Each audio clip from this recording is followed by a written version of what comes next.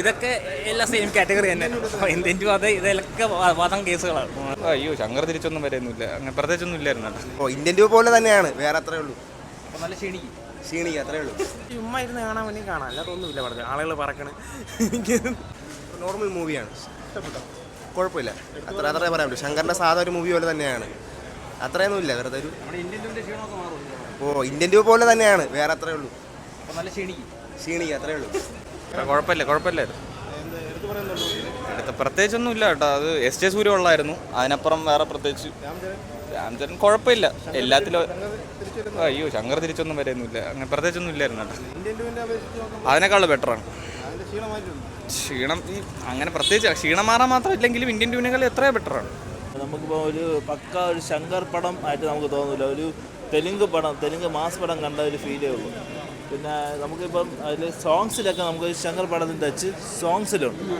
ഒരു സിനിമയിൽ നമുക്ക് അങ്ങനെ തോന്നില്ല. ഒരു മാസ് പടം, തെലുങ്ക് മാസ് പടം കണ്ട ഒരു ഫീലേ കാണത്തുള്ളൂ. പിന്നെ വന്നിട്ട് ഇതിൽ എന്താ പറയുക, ഒരു മുതൽവൻ്റെ വേറൊരു വെർഷനായിട്ട് നമുക്ക് കണ്ടാൽ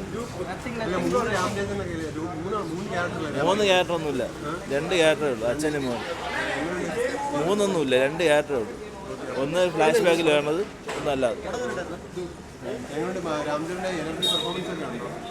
ഇല്ല, അപ്പണ്ണ ക്യാരക്ടർ, ഫ്ലാഷ് ബാക്ക് വേണ രാംചരൻ്റെ ക്യാരക്ടർ, അത് സൂപ്പറാണ്. അത് അടിപൊളിയാണ്. കുറച്ചേ ഉള്ളൂ, 20 മിനിറ്റേ ഉള്ളൂ. ഇപ്പം ഒരു മാസ് മസാല ഇഷ്ടപ്പെടുന്നവർക്ക് ഇഷ്ടപ്പെടും. തെലുങ്ക് മാസ് പടമൊക്കെ ഇഷ്ടപ്പെടുന്നവർക്ക് ഇഷ്ടപ്പെടും. കൊള്ളത്തില്ല, അത്ര ഇഷ്ടപ്പെട്ടൊന്നുമില്ല. ഇഷ്ടപ്പെട്ടില്ല, അത്ര ഒന്നുമില്ല. മേക്കിംഗ് മാത്രം കൊള്ളാം, വേറെ ഒന്നുമില്ല പടത്തിൻ്റെ. സ്റ്റോറിയൊക്കെ ക്ലീശയാണ്. ഇതിൻ്റെ വെച്ച് നോക്കുമ്പോൾ കുറച്ചും കൂടെ ബെറ്റർ ആണ്. എന്നാലും വലിയ ഇതില്ല, സ്റ്റോറി പ്രഡിക്റ്റബിൾ ആണ്. വലിയ ശിവാജിനെ കണ്ട സ്റ്റോറി തന്നെയാണോ?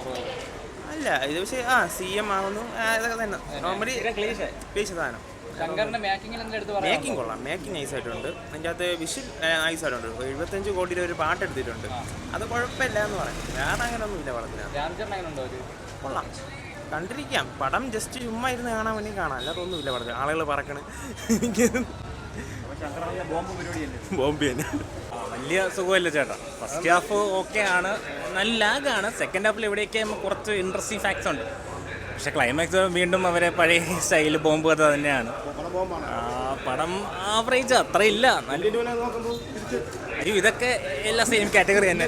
ഇന്ത്യൻ ടു അത് ഇതൊക്കെ വാദം കേസുകളാണ്.